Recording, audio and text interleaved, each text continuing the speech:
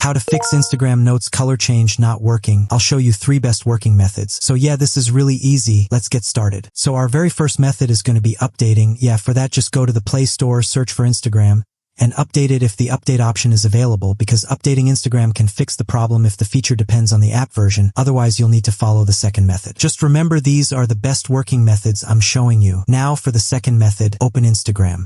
Then go to your profile. Now from here, tap the 3 lines at the top. Then scroll down and go into the For Professionals section. Tap on Account Type and Tools.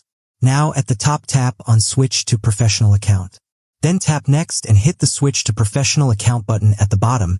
After your account becomes professional, switch it back to a personal account. The steps will be on your screen. Doing this refreshes the feature and the Notes color option may show up. If this method still doesn't work on your device, don't miss the final method. Go back, scroll down, then go all the way down and log out, then log into a second account and check. And if the color option shows up on the second account, then your main account is restricted. And if it doesn't work on both, then it's an app or device issue. Still got a problem? Drop it in the comments. Thanks for watching.